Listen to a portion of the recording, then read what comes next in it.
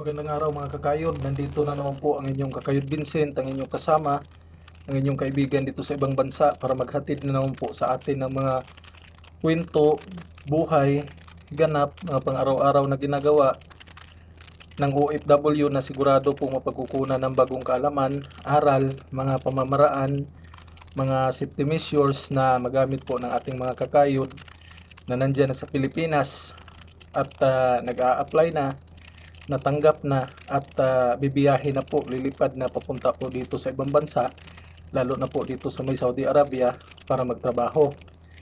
Greetings po muna tayo mga kakayod sa lahat ng mga OFW saan mang parte ng mundo dito po sa may Saudi Arabia, at special mention po sa lahat ng ating mga kakayod dyan sa Pilipinas na patuloy pong sumusubaybay, sumusuporta, tumatangkilik at nanonood sa ating bawat vlog. Mga kakayod,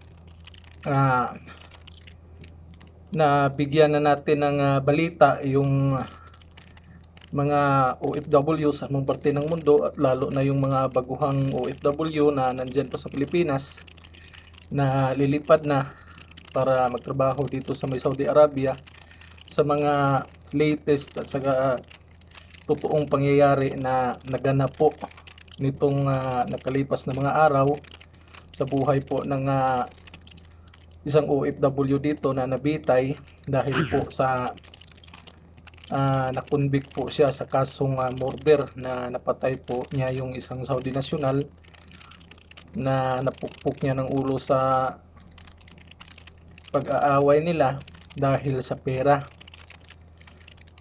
This vlog mga kakayod, para po talaga ito sa mga first timer na OFW na magtatrabaho na po dito sa bansang Saudi Arabia. Intended po talaga to para sa kanila, para hindi na po nila magawa yung mga aspeto na pag-uusapan natin na mga nalabag at naabuso ng mga OFW na nandito sa Saudi sa mga batas ng bansa na pinagtatrabahuhan natin. Para na rin to sa mga baguhan dahil advance information nila to, dahil kung maiwasan po nila tong mga pag-uusapan natin, magiging successful sila at smooth yung pagtatrabaho nila sa 2 taon dito sa Saudi Arabia. Mga kakayod, pag-usapan natin yung 10 mga nakikita talaga natin dito na mga ginagawang paglabag ng mga OFW sa batas po ng Saudi. Una, yung pagbibenta, paggamit at pagsama po sa kalakaran ng bawal na gamot o ng droga. Personal experience mga kakayod, last 2014 to 2018, nung nagtrabaho po ako sa isang sikat na bakery company dito sa Riyadh, may nakasama po talaga akong Pilipino na kung i-categorize natin, siya yung drug trafficker. Siya yung head ng pag distribute ng shabu dito sa may Riyadh. Meron din siyang mga galamay or yung mga pusher kung tatawagin sa atin sa Pilipinas, na sila mismo yung nagdadala doon sa kanilang mga customer. Evident mga kakayod sa mga panahon na yon na nakita ko talaga na marami siyang pera, marami siyang influensya na naibigay at saka nakuha galing doon sa mga kasama namin, dahil napapakain niya, na bibigyan niya ng pera, lalo na pag may mga emergency yung pamilya doon sa Pilipinas ng mga kasama namin. Kasi yun yung sideline niya dito habang nagtatrabaho din siya sa naturang kumpanya. Alam natin mga kakayod na kahit nasa Pilipinas, bawal talaga yung gawain na yan dahil nakakasama yan sa pag-uutak at saka sitwasyon ng isang bansa, dahil hindi po maganda yung gamot na yan Pero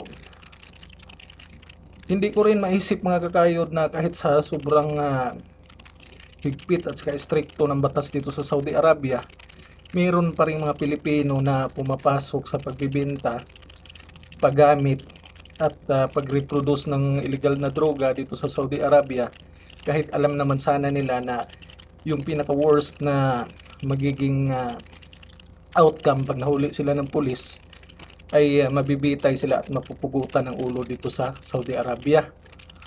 Isa yan sa mga hindi magandang gawain at paglabag ng mga OFW dito sa bansang Saudi, na dapat hindi natularan ng mga baguhang OFW. Kung meron man silang history na ganyan dyan sa Pilipinas, wag na nilang dalhin dito, wag na nilang ipagpatuloy, dahil masisira lang yung kanilang mga pangarap na bubuuin sa pagtatrabaho dito sa bansang Saudi Arabia. Pangalawa mga kakayod, yung illegal na pagsasama, pagkikipagrelasyon at pagkikipagtalik sa kapwa Pilipina o sa ibang lahi. Dahil hindi naman lingid sa ating kaalaman mga kakayod, bago tayong magtatrabaho dito sa bansang Saudi Arabia, dadaan tayong lahat sa pre-departure orientation seminar na ituturo dyan na very conservative ang batas ng Islam at batas ng Saudi Arabia, na doon hinuhugot yung karamihan sa kanilang banal na aklat na bawal talagang magsama ang hindi kasal dito sa Saudi Arabia, lalo na pag hindi Muslim. Pero lantara na ginagawa yan ng mga Pilipino kasama yung mga karelasyon nilang Pilipina o di kaya ibang lahi, na nagsasama sila dito kahit may mga pamilya sila sa Pilipinas, may mga anak sila doon, at hindi sila mga Muslim. Alam natin mga kakayod na pag nahuli ka sa ganyang kasalanan, both parties, lalaki at saka babae, makukulong, at every Friday hahampasin po sila ng latigo kung ilan yung counts na naibigay sa kanila ng police or ng judge dito po sa may Saudi Arabia. Kung baguhan kang OFW mga kakayod, dapat maglagay ka ng disiplina sa iyong sarili, pagmamahal sa iyong partner dyan sa Pilipinas na iiwan, lalo na sa iyong mga anak, na pagdating mo dito, instead na papasok ka sa ganyang kalakaran na bawal sa batas dito sa Saudi Arabia, i-focus mo na lang yung oras na libre pag wala kang trabaho or break time ka, na i-keep in touch doon sa pamilya mo sa Pilipinas para magkaroon kayo ng komunikasyon, mga exchanges of ideas and real situation, kung ano yung mga nangyayari sa araw-araw, at nagkaroon kayo ng deep connection para hindi ka matukso at saka mapasok sa bawal at illegal na relasyon habang nandito ka nagtatrabaho sa bansang Saudi Arabia. Pangatlong pagkakamali at saka pag-aabuso na ginagawa ng mga OFW habang nandito sa bansang Saudi Arabia, yung pagiging overstaying or tinatawag natin na TNT or tago ng tago mga kakayod. Iwan ko kung bakit humantong sa TNT yung karamihan ng mga Pilipino dito sa bansang Saudi. May mga kasama tayo sa trabaho ngayon na pasok yung ikama, hindi yung present employer yung nandyan sa kanilang ikama na napasok, dahil tumakas po sila mga kakayod or nagkaroon ng hindi pagkaunawaan, kaya lumipat sila ng ibang employer, or wala talaga silang plano na magpa-change ikama or magpa-update ikama, dahil alam nila na may babayaran sila doon sa Philippine Embassy ng Pilipinas or Polo dito po sa Riyadh, Saudi Arabia. Mga kakayod, grabe talaga yung kumpiyansa at saka pagpabaya ng mga Pilipino na humantong sa ganyang problema, dahil alam nila na may possibility na mahuli sila, makulong, magmulta, matagalan yung pag-uwi nila kung may mga emergency doon sa Pilipinas kasi illegal sila. Pero pumasok pa rin sila sa ganyang sitwasyon, mapa-Pilipino man o Pilipina. Kahit alam nilang lumabag sila sa batas ng Saudi, hindi nila nirespeto yung batas ng Pilipinas dahil hindi sila nag-report kung ano yung mga problema nila para mabago at ma-update yung kanilang mga ikama, at saka nilalagay nila yung buhay nila sa alanganin, mga kakayod. Kasi for example, magkasakit sila, lalo na pag yung OFW may edad na, may maintenance na, may hospital sila, mahihirapan silang maghanap ng clinic or hospital na tatanggap sa kanila dahil wala po silang proper document habang nandito sila sa Saudi Arabia. Kaya ikaw, baguhang OFW, kung nandito ka na sa Saudi, tapos makita mo na napasok na yung ikama mo or malapit nang ma-expire, please call the attention of your HR staff or your direct manager to inform them that your ikama is almost expired, so that they will make action to renew this one to help you for your safety and for the welfare also of the company. Pang-apat, mga kakayod, tayo talagang mga Pilipino, hindi talaga natin nilalagay sa tamang lugar yung ating pagkatao. Minsan, or kahit sa alam naman natin na bawal, kasi talamak talaga itong mga kakayod, lalo na sa mga OFW na uuwi ng Pilipinas, na pagbalik may dalang anong tawag dito sa Tagalog, yung shrimps na maliliit, or sa Bisaya yung uyap or ujap, na may halo talagang taba ng karning baboy. Alam naman natin, mga kakayod, na Muslim country to, haram yung pagkain ng karning baboy. Nagdadala pa talaga at hinahaluan pa talaga yung mga dadalhin dito, mga delicacies, para lang makakain yung mga pagpasalubungan dito sa Saudi Arabia. Pag nahuli, mga kakayod, sigurado yan na kulong, deport, at saka yung mabigyan mo, madamay pa sa ganyan na kaparusahan. At may balita na rin tayo, mga kakayod, na meron na rin illegal na nagbibenta ng karne ng baboy dito sa Bata, yung parang Baclaran at saka Divisoria sa atin sa Pilipinas, na medyo mahal yung presyo, pero tinatangkilik pa rin ng ating karamihan sa mga kakayod na OFW dito, dahil yun naman talaga yung pinakagusto nating pagkain, yung karneng baboy.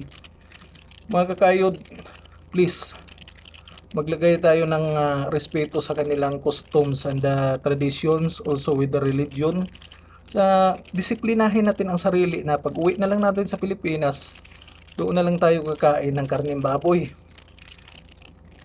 Sa side ng mga baguhang OFW, magpakasawa na kayong kumain ng karneng baboy habang nandyan pa kayo sa Pilipinas. Saka pag nandito na kayo sa bansang Saudi, magtiis, huwag sumubok, huwag magpadala sa tukso kung may mga possibility na may magbibenta sa inyo ng karneng baboy, dahil bawal yan, at baka yung nagbenta sa'yo, asit pa yun, para ipain ka lang at mahuli ka, makulong, madeport, at mawala pa yung pangarap mo para sa pamilya dyan sa Pilipinas.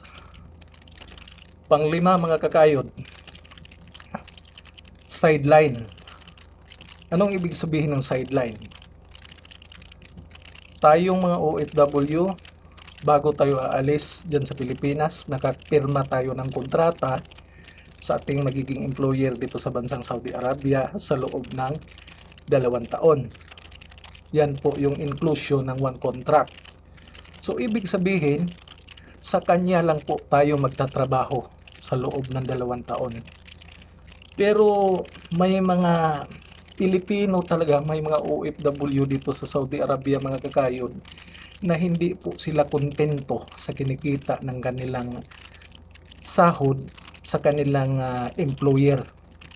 Naghahanap pa talaga sila ng ibang trabaho, o tinatawag natin dito na sideline, pagkatapos ng trabaho sa kanilang main employer, nagtatrabaho pa sila sa labas, which is illegal, breach of contract, at saka napakadelikado mga kakayod, dahil kung madisgrasya ka doon sa labas na trabaho mo, magkaroon ng problema doon, pwedeng maghugas kamay yung main employer mo dahil lumabag ka sa kasunduan at saka nagtrabaho ka pa doon sa ibang kumpanya na dapat doon ka lang sa kanya magtrabaho sa loob ng 2 taon. Don't put your life in risky situation mga kakayod. Maging faithful ka, maging maayos ka sa iyong pinirmahan, at tuparin mo yung napag-usapan na doon ka lang sa kanya magtrabaho ng 2 taon. Sa mga baguhang OFW, please take care. Huwag madala sa extra income. Isipin yung iyong safety at saka yung iyong commitment sa iyong kumpanya na pinirmahan mo dyan sa Pilipinas na magiging employer mo dito sa bansang Saudi Arabia. Mga kakayod, bago natin ipagpatuloy yung ating pinag-usapan sa number 6 hanggang number 10, kung meron ka pong maidagdag, masabi, suggestion, please comment po sa baba para makita natin at lalo pong maintindihan ng ating mga kakayod na mga baguhang OFW yung ating pinag-uusapan sa ngayon. Kung bago ka man po sa ating channel mga kakayod, please like, subscribe, and hit the notification bell para lagi ka pong updated sa mga videos na i-upload natin at bilang suporta na rin po sa ating channel. Continuous tayo mga kakayod, dito na tayo sa pang-anim na nilabag at inabuso ng mga OFW dito po sa bansang Saudi Arabia. Ito yung pag-inom at pagbinta po ng nakalalasing na alak na tinatawag namin ditong sadiki. Mga kakayod, relihiyong Islam, bansang Saudi Arabia, alam natin na sobrang bawal ang pag-inom ng nakalalasing na alak. Pero dahil sa sobrang talino, sobrang adik ng Pilipino, at isa yung way sa pag-inom ng alak na makakawala ng stress, makakawala ng problema, at makakatawid sa kasiyahan kung may birthday, Pasko, New Year o ano pa.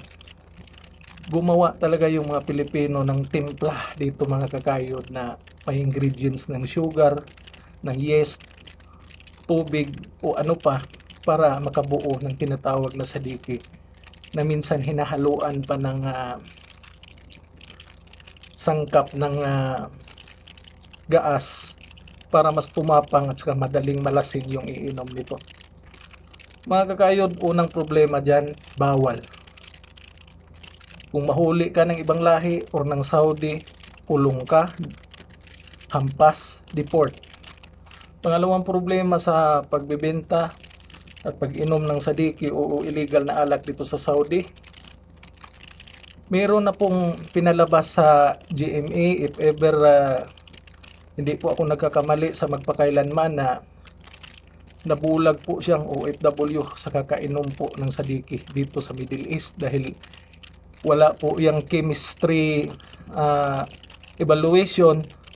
Gawa-gawa lang po ng mga Pilipino at saka ibang lahi na natutong gumawa ng sadiki. Kaya yung kalusugan mo ay posibleng mailagay sa alanganin sa pag-inom mo ng ganyang alak. Para po sa mga first timer, magtatrabaho na dito sa Saudi Arabia, maririnig nyo yan pagdating dito yung pangalang sadiki. Huwag po kayong uminom or iwasan nyo na mapasok yan sa iyong sistema dahil hahanap-hanapin na yung katawan mo, makulong ka at ma-endanger pa yung health ng sarili mo. Pampito mga kakayod na nilabag ng mga Pilipino na batas ng Saudi Arabia, yung pagpapa 5-6 or pagpapautang na may 10% na tubo every month. Personal experience ko to mga kakayod dahil may nakasama akong Pilipino na ginagawa niyang negosyo yung 5-6. Mag-uutang ka ng 1,000, halimbawa, tutubo yun ng 10%, magiging 1,100. Next month, kung hindi ka makabayad, may tubo na naman hanggang sa mabaon ka sa utang mga kakayod na magka-problema ka sa iyong pagkain at sa budget dito sa Saudi habang ikaw ay nagtatrabaho. At saka haram yan mga kakayod, bawal yan sa relihiyong Islam na umutang ka, magpautang ka, na magpatubo ka dahil sa pagpapautang dapat tumulong ka, hindi ka dapat mas lalong nagbibigay ng bigat sa buhay ng tao na umutang sa'yo. Kaya sa may mga sobrang business minded dyan na mga baguhan at saka magtatrabaho dito sa Saudi Arabia, huwag nyo pong gamitin yung pera na magiging way na makapagpabigat ka sa iyong kapwa OFW at saka ibang lahi. At saka kung may magsumbong, makulong ka pa dahil illegal yung pagpa 5-6 dito sa bansang Saudi Arabia. Pangwalo mga kakayod, yung mga napag-usapan natin, ito yung pangwalo na nilabag, inabuso at ginawa pa rin ng mga OFW dito sa Saudi kahit alam nilang bawal sa batas dito. Yung pagkakaroon ng pagsamba, pagtatag ng mga religious denomination, lalo na sa Christian na faith at saka Catholic faith, na karamihan po sa mga OFW dito, lalo na po yung mga professionals, mga nurses, engineers, mga skilled worker, pag-araw po ng Friday mga kakayod, nagtitipon yan, may sumusundo na sasakyan, nag-a-assemble po sila doon sa kanilang assembly area or bahay, at nagkakaroon po sila ng mga praising at saka mga Bible studies doon. Mga kakayod, Islamic country tayo. Islam lang yung pinapaniwalaan nilang relihiyon. So it means, wag na nating labagin. Wag na kung hindi natin kaya na sumama sa kanilang paniniwala, wag na lang natin na ipakita at saka ipamukha pa sa kanila na sinuway natin sila, dahil pag nahuli kanyan mga kakayod, sigurado hampas, kulong, deport ka. Kung ano lang yung suot mo, kung ano lang yung dala mo, yun lang yung maiuwi mo pagdating mo ng Pilipinas. Hindi tayo against niyan mga kakayod, dahil Katoliko po tayo, pero mag-ingat na lang. Mag-ingat na lang kasi alam naman natin na bawal. Alam natin na may magsusumbong, may manghuhuli. At saka alam natin na makukulong tayo, mahahampas ng latigo, at ma-deport. Paano kung baguhan ka dito tapos sumama ka sa ganyan? Di ka pa nga nakabayad sa mga utang mo sa Pilipinas, nakauwi ka na. Yun yung isipin mo mga kakayod. Pangsyam, yung tinatawag nilang Alibaba o yung paggawa pa rin ng pagnanakaw mga kakayod ng mga Pilipino dito sa bansang Saudi Arabia. Manager man na Pilipino, cashier, waiter, DH, or kahit ano pang profesyon dito sa Saudi ng mga Pilipino, meron pa rin tayong nakikita personally at napabalita na involved sa pagnanakaw, hindi lang sa mga gamit, pati na rin sa pera. Mga kakayod, dati pa alam na natin na pag naputulan ka ng kamay galing dito sa Saudi Arabia, umuwi ka ng Pilipinas, ibig sabihin nagnakaw ka. Gumawa ka ng pag-aalibaba. Pero ngayon mga kakayod, hindi lang pagputol sa kamay mo at pagpapahiya sa'yo dahil isa kang magnanakaw, ikulong ka pa, hampasin ka pa, at malaman pa ng mga kamag-anak at sa mga agency doon sa Pilipinas, may possibility pang ma-block ka, na nagnakaw ka dito. Mabad record yan ng mga kakayod. Very bad practice. Yung tiwala ng mga lokal na mga amo dito mawala dahil lang sa ilang mga pangyayari na ginawa ng mga OFW na nagnakaw, kahit alam naman sana nilang malaking paglabag yan at pag-aabuso sa batas po ng Saudi Arabia. Yung panghuli at saka pang-sampu mga kakayod na nakikita natin na paglabag ng mga OFW dito sa Saudi sa batas na lokal dito, yung pagpatay ng lokal na Saudi national o di kaya ibang lahi sa mga tendency na nagkakaroon ng problema. Mga kakayod, alam naman natin na hindi sa lahat ng mga nangyari na nakapatay yung OFW, may kasalanan yung OFW. Alam natin kung ano yung ugali ng mga Saudi, mga kakayod, karamihan sa kanila at saka mga ibang lahi na nandito rin na nakikisabay din na nagtatrabaho sa atin. Marami din sa kanila ang abusado, marami din sa kanila ang walang pinag-aralan, marami din sa kanila ang hindi sinasabuhay yung kanilang paniniwala, at marami din talaga sa kanila, mga kakayod, yung mga siraulo at saka mga mahilig maghanap ng problema. Pero ang dami na nating examination, ang dami na nating mga paraan na ginagawa bago tayo pupunta dito sa Saudi Arabia para magtrabaho, para magkaroon tayo ng mahabang pasensya, pag-iwas sa gulo, paglayo sa mga nanunukso or naghahanap ng problema sa atin, para hindi tayo mapasok sa gulo na pwede tayong makapatay at pwede tayong mabitay dito sa Saudi Arabia. Pero bakit mga kakayod nangyayari pa rin to hanggang ngayon? May siyam pa na Pilipino OFW na nahatulan na ng bitay dito sa Saudi Arabia, na ready for execution na anytime.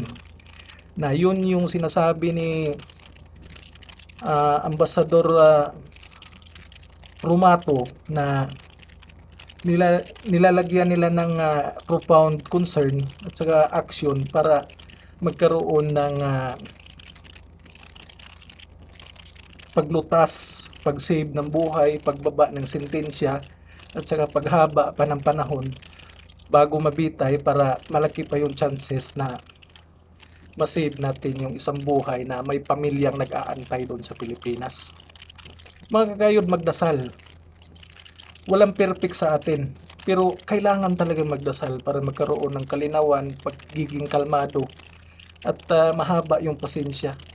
Iwasan na natin yung mga hahantong pa sa makapatay pa tayong mga OFW, dahil alam natin na yan yung pinakamabigat na paglabag natin sa batas ng Saudi Arabia, na buhay din natin ang kapalit. Mga kakayod, sa 10 mga maling ginawa, pag-aabuso at paglabag ng mga OFW na nakikita natin dito personally, at alam natin na yun din yung mga nangyayari talaga sa totoo na setting dito sa Saudi Arabia. Please mga baguhang OFW, makinig kayo, tapusin nyo yung video na to at isaulo at isapuso nyo yung mga sinasabi ko dito, dahil para lang naman ito sa inyong ikagaganda at pagiging successful ng pagtatrabaho dito sa bansang Saudi Arabia. Mga kakayod, ang buhay po ng OFW ay walang perfect. Pero sana piliin natin ang tama. Sana pumili tayo doon sa maliwanag, malinaw at saka straight na path, para po walang gulo, walang hassle, walang stress, walang problema yung bansa natin, walang problema yung pamilya natin, at walang problema po tayo habang nagtatrabaho dito sa bansang Saudi para matupad po yung ating mga mithiin, pangarap at targets na sinimulan, buuin at tatapusin dito pagkatapos ng 2 taon, para pag-uwi sa pamilya magiging buo at masaya tayo. Hanggang dito na lang mga kakayod. Ingat po tayong lahat, magdasal at mahalin niyo po kaming mga OFW. Maraming salamat po.